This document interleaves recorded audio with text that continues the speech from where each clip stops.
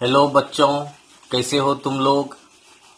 आज हम लोग पढ़ेंगे आपेक्षिक या सापेक्षिक विद्युतशीलता। आपेक्षिक या सापेक्षिक विद्युतशीलता को परावैद्युतांक भी कहा जाता है। तो आओ आज हम लोग देखते हैं कि यह आपेक्षिक या सापेक्षिक विद्युतशीलता क्या होती है।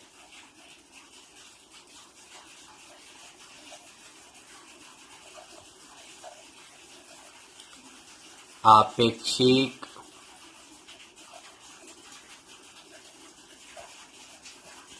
सापेक्षिक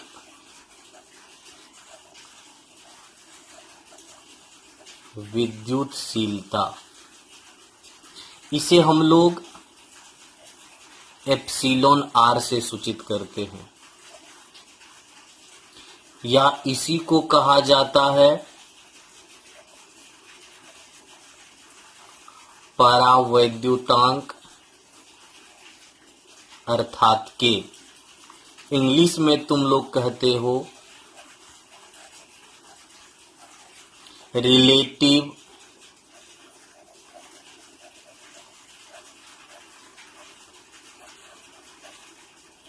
परमिटिविटी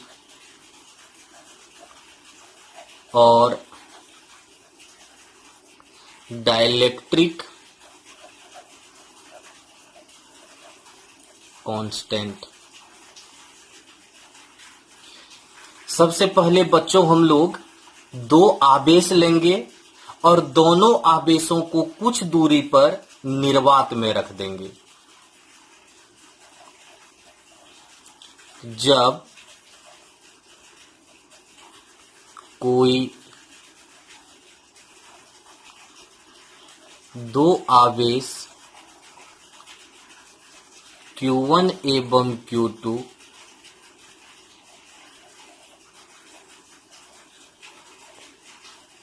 एक दूसरे से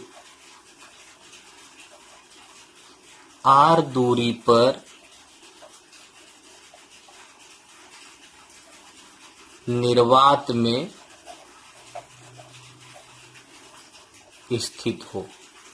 तो जब कोई दो आवेश Q1 एवं Q2 एक दूसरे से r दूरी पर कहाँ स्थित हो? निर्वात में। तो हम लोग दो आवेश ले लेते हैं। एक आवेश है Q1, दूसरा आवेश है Q2 और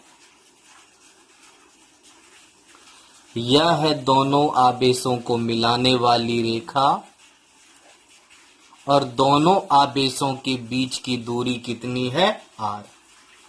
अब मान लो कि यह आवेश या तो एक दूसरे को आकर्षित करता है या विकर्षित करता है। मान लेते हैं कितना बल से आकर्षित या विकर्षित करता है? F0 बल से। कितना बल से? F0 बल से दोनों आवेश या तो एक दूसरे को आकर्षित करता है या विकर्षित करता है। तो हम लोग जानते हैं कूलम के नियम से। बतलाओ तो F0 इक्वल्स क्या हो जाएगा?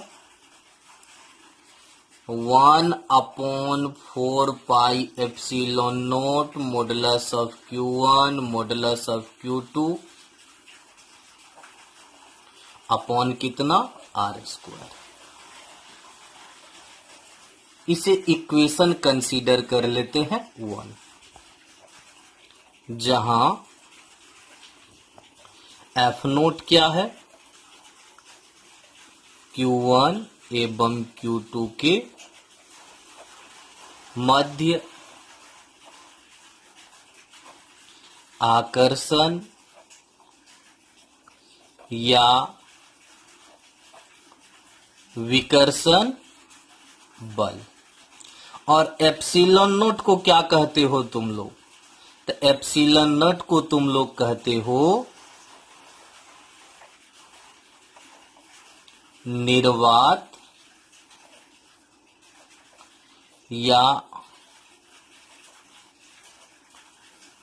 मुक्त आकाश की निरपेक्ष विद्युतशीलता, जिसका मात्रक हम लोग लेते हैं फैराड प्रति मीटर। तो जब दोनों आवेश Q1 एवं Q2 कहां पर स्थित है, तो तुम लोगों को पता है कि अभी दोनों आवेश निर्वात में स्थित है। दोनों के मध्य दूरी कितनी है r, और दोनों के मध्य आकर्षण या विकर्षण बल F0 है। तो कूलम के नियम से हम लोग जानते हैं F0 इक्वल्स हो जाएगा 1/4 pi epsilon not modulus of Q1 modulus of Q2 upon R square. इसे इक्वेशन 1 कंसीडर कर लो। F0 तो देख ही रहे हो, Q1 एवं Q2 के मध्य आकर्षण या विकर्षण बल है, जबकि एप्सिलॉन नॉट जो है इसे निर्वात या मुक्त आकाश की निरपेक्ष विद्युतशीलता कहते हो, जिसका मात्रक फैराड प्रति मीटर लेते हो। अब यही जो दोनों आवेश है उसको उतना ही दूरी पर, किंतु उसे किसी माध्यम में रख देते हैं। अब Q1 एवं Q2 को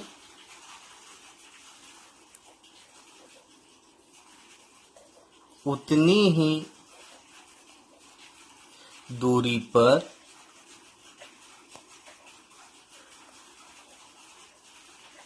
किसी माध्यम में रखने पर, अब दोनों आवेश को हम लोग निर्वात से हटा करके किसी माध्यम में रख देते हैं। वही आवेश है Q1 और यह भी वही है Q2।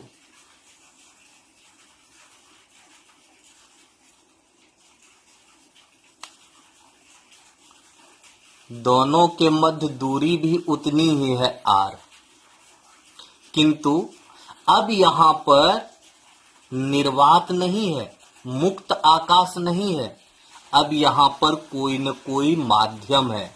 तुम लोग जानते हो निर्वात को कोई माध्यम में गिनती नहीं लिया जाता है, कोई माध्यम नहीं है निर्वात। अब यहां पर आ चुका है कोई न कोई माध्यम। माध्यम जैसे हवा हो सकता है, कांच हो सकता है, पानी हो सकता है। अब दोनों आवेशों के मध्य बल कितना मान लेते हैं, तो अब F0 नहीं मान के Fm मानेंगे, force in the medium, force in the medium अर्थात Fm। अब पुनः कूलम के नियम से, पुनः कूलम के नियम से Fm इक्वल्स क्या लिखोगे, 1/4 पाई। अब यहां देखो एप्सिलॉन नॉट नहीं लिख सकते हैं, क्योंकि एप्सिलॉन नॉट का प्रयोग तो केवल निर्वात के लिए होता है, लेकिन यहां निर्वात तो है नहीं, कोई माध्यम है। और जब ये माध्यम है तो हम लोग एप्सिलॉन का उपयोग करेंगे। किसका उपयोग करेंगे, एप्सिलॉन का। Modulus of Q1 modulus of Q2 upon R square. इसे हम लोग समीकरण मान लेते हैं कितना, 2, जहां Fm को तुम लोग जानवे ही करते हो, Q1 एवं Q2 के मध्य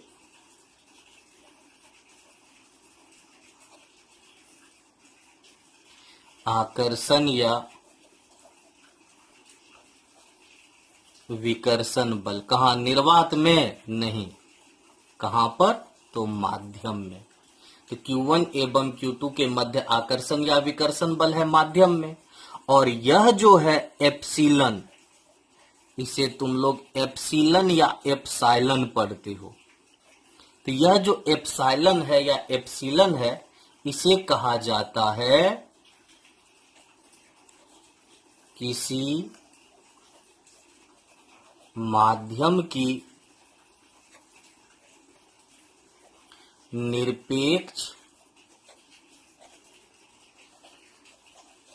विद्युतशीलता, और इसका भी मात्रक वही होता है, फैराड प्रति मीटर। तो समझ गए कि जब दोनों आवेश किसी माध्यम में स्थित है तब माध्यम में बल Fm बराबर हो जाएगा 1/4 pi modulus of Q1 modulus of Q2 upon R square. इसमें एप्सिलन जो है यह केवल माध्यम के लिए उपयोग होता है, निर्वात के लिए उपयोग नहीं होता है। तो एप्सिलन को कहते हो किसी माध्यम की निरपेक्ष विद्युतशीलता, इसका मात्रक फैराड प्रति मीटर होता है। अब समीकरण 1 में समीकरण 2 से भाग देना है। समीकरण 1 में 2 से भाग देने पर, अब समीकरण 1 देख लो और दूसरा देख लो, दोनों को भाग दे दो।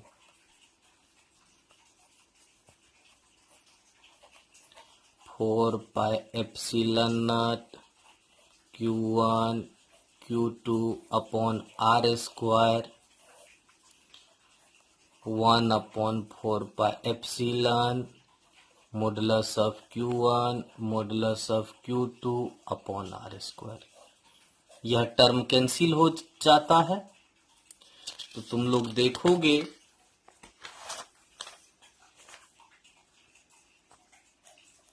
F0 अपॉन Fm इक्वल्स हो गया एप्सिलन अपॉन एप्सिलन नॉट। इसे इक्वेशन कितना कंसीडर कर लेते हैं, 3। अब देखो यहां राशि एप्सिलन अपॉन एप्सिलोन नॉट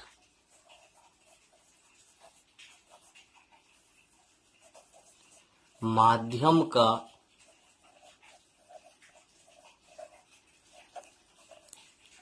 सापेक्षिक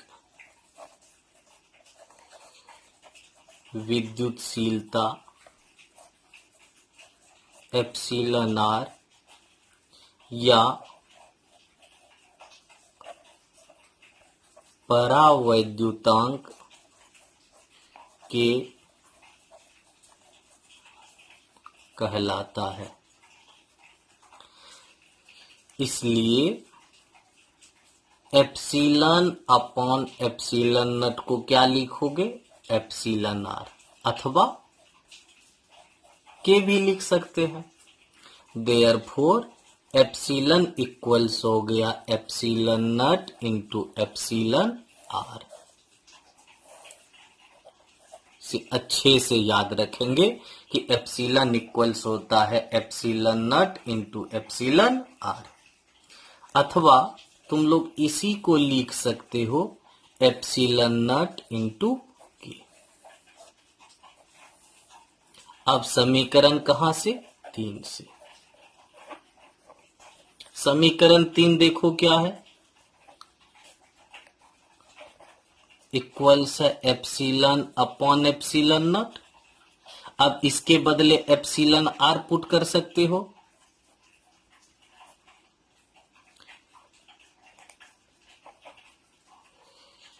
एप्सिलन आर अथवा के। देयरफॉर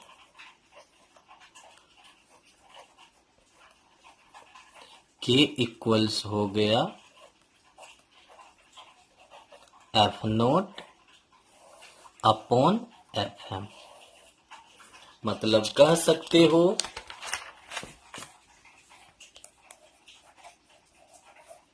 किसी माध्यम की सापेक्षिक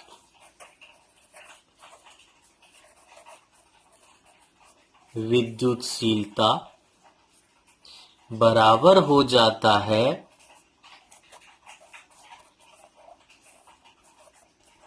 निर्वात में बल बटे उस माध्यम में बल। अब कैसे परिभाषित करें, तो कह सकते हो अर्थात यह परिभाषा, अब हम लोग परिभाषा लिखेंगे। तो समान दूरी पर स्थित किन्हीं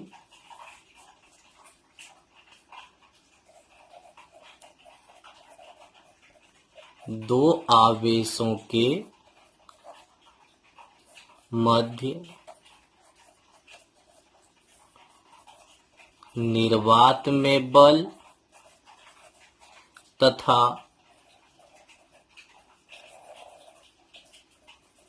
उन्हीं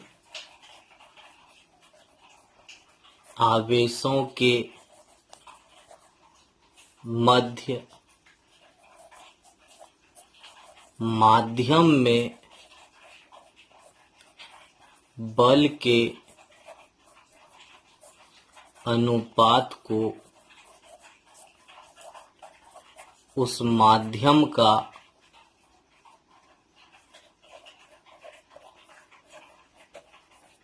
सापेक्षिक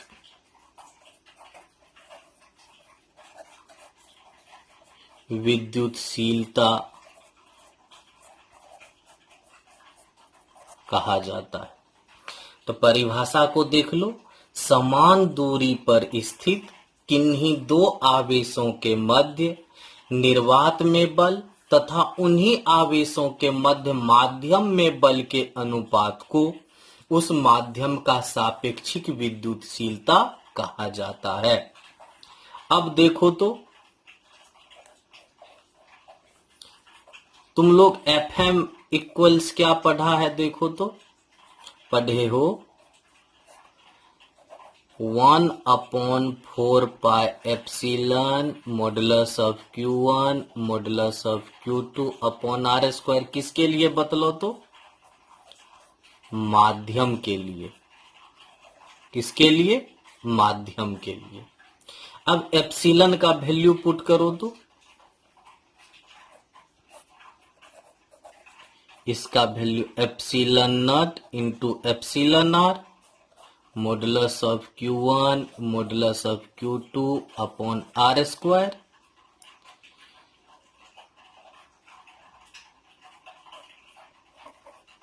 इसका वैल्यू पुट कर दो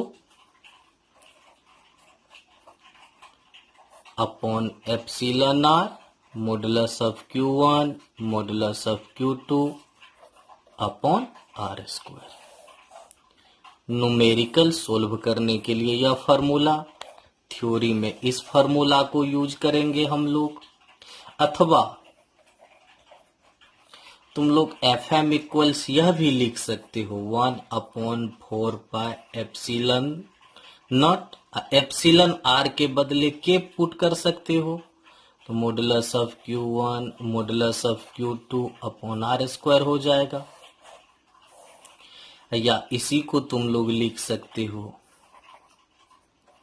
9 × 10⁻⁹ अपॉन के modulus of Q1 modulus of Q2 upon R square. तो यह परिभाषा हो गया, देख सकते हो, आपेक्षिक या सापेक्षिक विद्युतशीलता का। इसी को हम लोग परावैद्युतांक भी कहते हैं। क्या कहते हैं? परावैद्युतांक।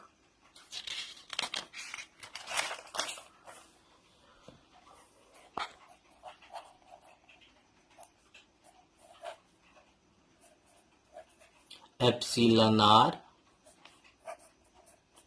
एक टेंसर है बच्चों। एप्सिलॉन आर एक टेंसर है, यह सदिश अदिश नहीं है, टेंसर है। आर का मात्रक एवं विमा नहीं होता है। एप्सिलॉन आर का ना तो मात्रक होता है और ना ही विमा होता है। अगर एप्सिलॉन आर का नहीं होता है तो इसका मतलब है के का भी मात्रक विमा नहीं होता है। इसे ऐसे लिख देते हैं ब्रैकेट में, या के एप्सिलॉन आर या के का मात्रक विमा नहीं होता है। अब देखो, वायु के लिए एप्सिलॉन आर या के का मान कितना होता है? 1। किसके लिए? वायु के लिए एप्सिलॉन आर या के का मान 1 होता है।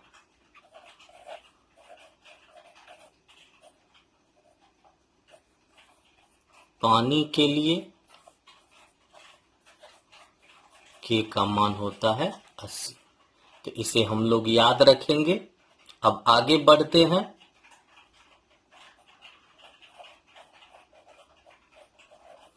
कूलम बल के बारे में महत्वपूर्ण तथ्य। बच्चों, हम लोग कूलम का नियम पिछला क्लास में पढ़े थे। आज उसी कूलम बल के बारे में कुछ महत्वपूर्ण तथ्य जानेंगे। पहला, यह पॉजिटिव या निगेटिव हो सकता है। कूलम बल पॉजिटिव हो सकता है या निगेटिव हो सकता है। नंबर 2,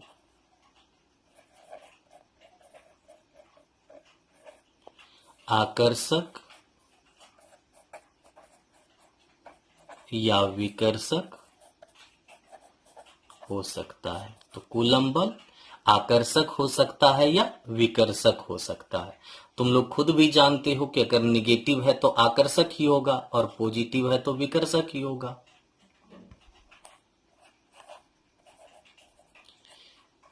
यह बल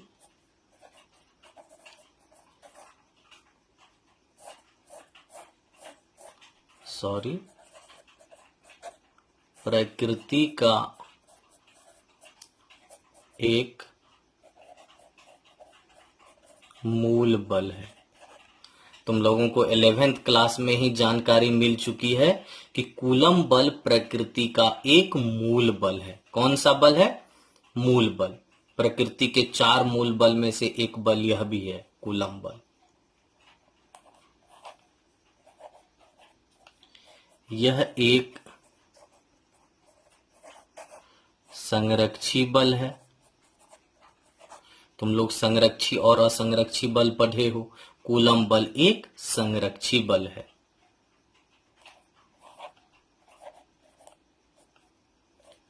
यह एक लंबी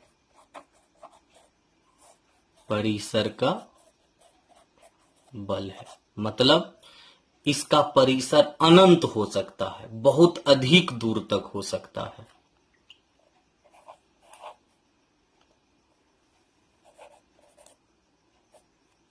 यह माध्यम पर निर्भर बल है। कूलम बल माध्यम पर निर्भर बल है। निर्वात में इसका मान कुछ अलग होता है, पानी में अलग होता है, वायु में अलग होता है। अलग अलग माध्यमों में कूलम बल का मान अलग अलग होता है। इसीलिए हम लोग कहते हैं यह बल माध्यम पर निर्भर बल है।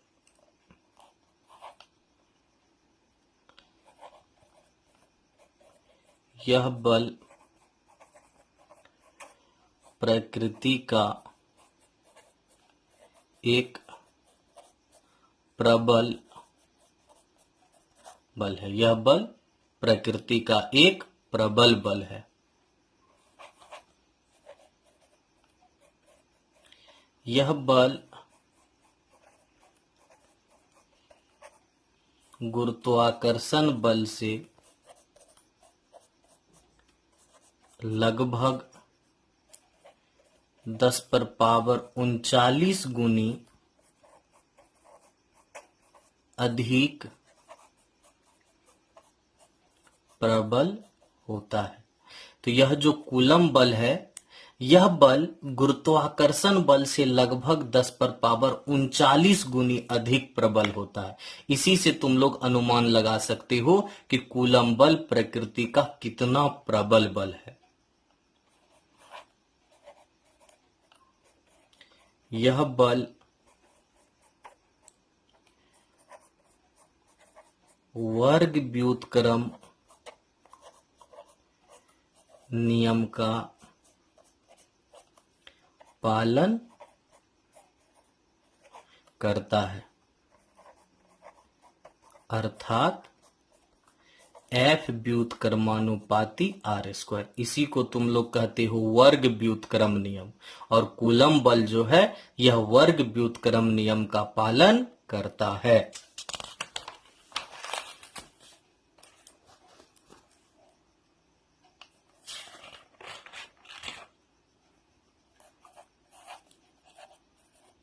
यह एक केंद्रीय बल है, अर्थात दो आवेशों के केंद्र को मिलाने वाली रेखा के अनुदिश यह कार्य करता है। इसी कारण इसे केंद्रीय बल कहते हैं।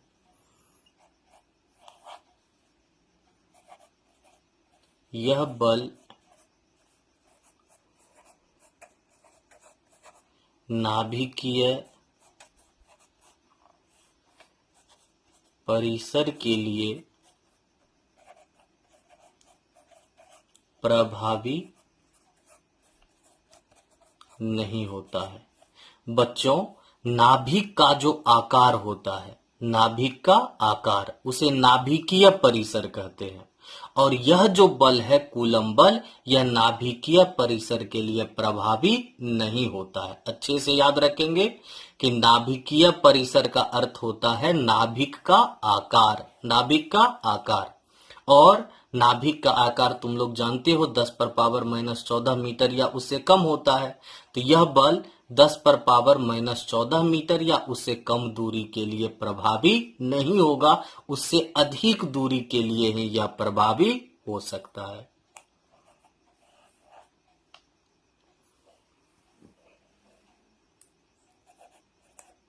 यह एक क्रिया प्रतिक्रिया बल है, अर्थात यह बल न्यूटन के गति के तृतीय नियम का पालन